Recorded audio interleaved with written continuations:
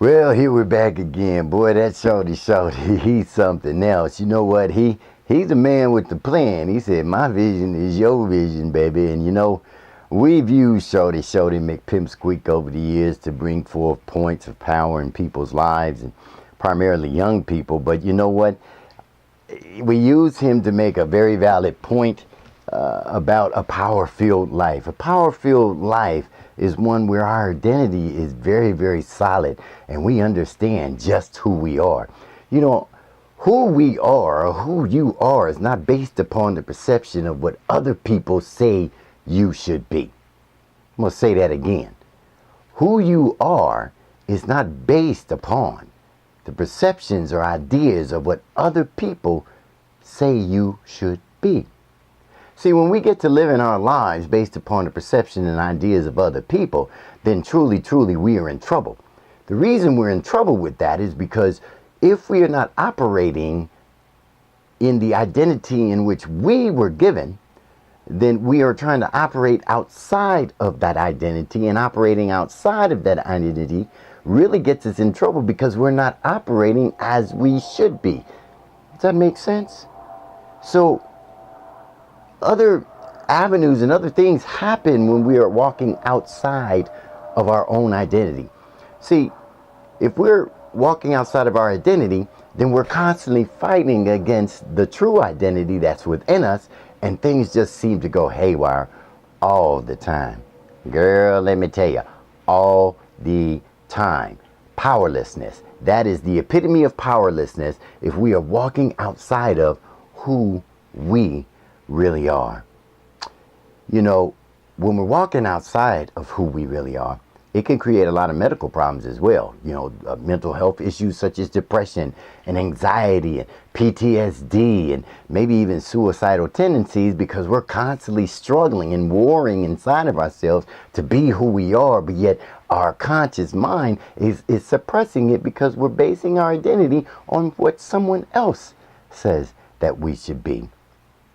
Can't do that, because that will lead to total self-destruction. So when I was a young person growing up, I had lots of identity issues. As all young people do, as we're growing into who we're to be, there's always questions, and sometimes we get fed misinformation or untruths for our lives that don't even fit us at all. But when I started to seek counsel, because the Bible says something, it says that we wage war with a multitude of counselors. And growing into who we really are is a war. Listen up, this is a key to power-driven living. Power-filled living, this is a key to it. Who I found out, according to the Creator's Manual, was I was uniquely and wonderfully different from every other human being on the planet. Uniquely and wonderfully different. And in order to validate that, all you have to do is look at your fingertips. Each fingertip has a different print, and different print of identity that is that's like no one else on the planet. So what is that saying? That means that not only are the fingertips different, but everything all the way through the inside is also different too. And all those things are put together for one single purpose, for one job that's going to be power driven, that's going to have power filled throughout your life, because only you can do that job. We're uniquely and wonderfully made different for a reason, and that reason is only for you. And it takes some investigation, it takes some open-mindedness, some honesty, and some willingness to get to who we really are.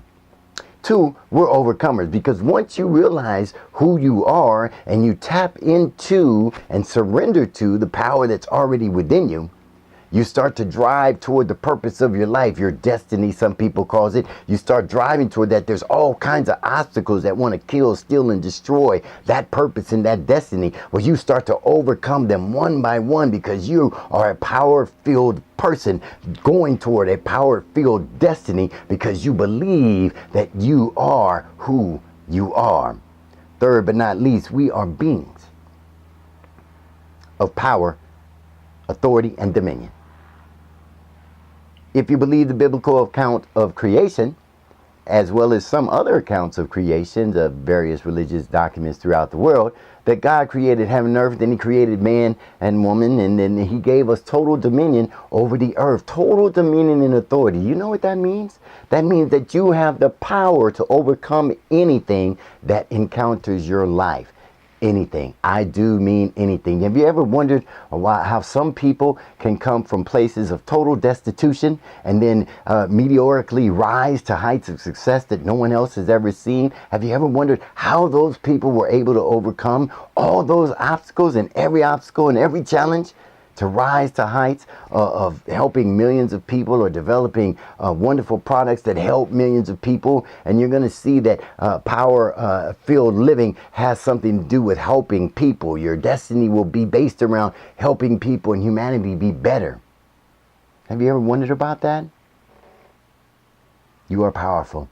You are powerful just from the being the top of your head to the bottom of your toes. You are powerful, and we're going to give you some more keys to understand and be able to access that power. So, thinking about this, if all of this is true and we're powerful and we're uniquely and wonderfully made and we're overcomers in the world, then why doesn't it feel like my life is power-filled? Why does it seem that I fail time and time again?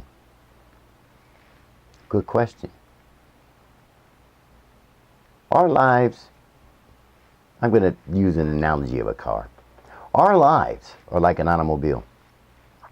You know, a car is a car, whether it's a Volkswagen Beetle or it's a Cadillac.